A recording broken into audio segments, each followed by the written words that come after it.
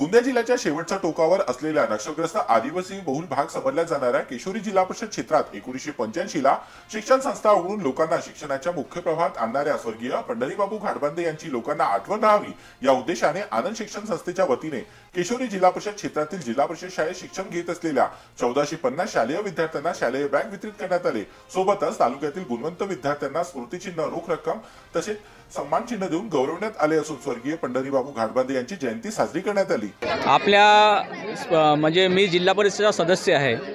आणि समाजानं आणि समाजारूपी आपल्याला काहीतरी देणं पडतं,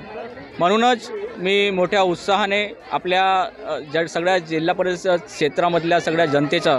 मोठ्या कुतूहलाने विचारपूस करून त्यांच्या सगळ्या समस्याचा जाणून घेऊन त्यांचं निराकरण करण्याचा प्रयत्न करत असतो। परंतु आमच्या जिल्हा परिषद अंतर्गत चालवण्यात येणाऱ्या सगळ्या गावागावामध्ये शाळा जिल्हा परिषदेची असते आणि त्यांच्यामध्ये कुठेतरी शिक्षणाच्या प्रणालीसोबत एक शैक्षणिक साहित्याचा कुठेतरी त्यांनाही वाटप होऊन त्यांच्यासोबतही ऋणानुबंध आपल्याला जोपासता यावा, विद्यार्थ्यांना कुठेतरी शालेय शिक्षणाचं साहित्य आपण पुरवावं, म्हणूनच आपण सगळ्या जिल्हा परिषदमध्ये क्षेत्रामध्ये येणाऱ्या सगळ्या शाळांना आपण बॅगच्या वाटपाचा कार्यक्रम आजच्या हा स्वर्गीय पंढरीबापू घाटबांधे यांच्या जयंतीच्या निमित्तानं आपण डॉक्टर राधाकृष्णनच्या प्रांगणामध्ये आपण आयोजित केलेला आहे।